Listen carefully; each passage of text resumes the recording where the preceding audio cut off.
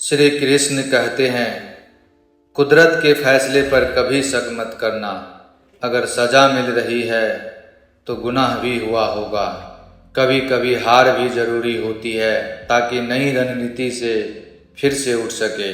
जब किसी के साथ बुरा करके भी बुरा महसूस न हो तो समझ लेना कि बुराई आपके चरित्र में समा चुकी है। जीवन बहुत छोटा है। जो अच्छा व्यवहार करते हैं उन्हें धन्यवाद कहो, और जो हमसे अच्छा व्यवहार नहीं करते उन्हें मुस्कुरा कर माफ़ कर दो। जीवन में कई बार आप बड़ी बड़ी परेशानियों में से ऐसे निकल आते हैं जैसे किसी ने हाथ पकड़कर सहारा दिया हो।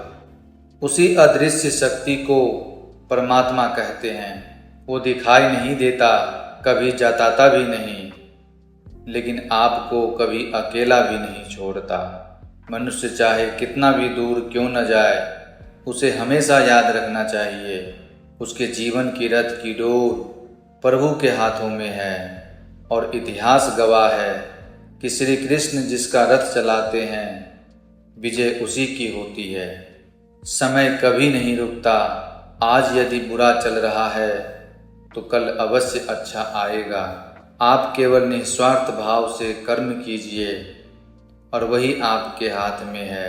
जो आने वाला है वो हमेशा गुजरे हुए कल से बेहतर होगा। यही एक सोच आपको जीवन में कभी निराश नहीं होने देगी। कभी कभी परमेश्वर आपकी परिस्थिति को नहीं बदलता, क्योंकि वह आपको बदलने के लिए परिस्थिति का उपयोग कर रहा होता है। परिवर्तन कष्टदायी अवश्य होता है, परंतु परिस्थिति की मांग के अनुरूप खुद को परिवर्तित ना कर पाना और भी अधिक पीड़ादायी होता है। कहने को तो सभी ईमानदार है, परंतु सच्चा व्यक्ति वही हुआ जिसे बेईमानी करने का मौका मिला और फिर भी उसने ईमानदारी को चुना। विश्वास का अर्थ यह नहीं कि जो मैं चाहूँ ईश्वर वही करेंगे, बल्कि विश्वास का अर्थ यह है कि ईश्वर वही करेंगे जो मेरे लिए अच्छा होगा।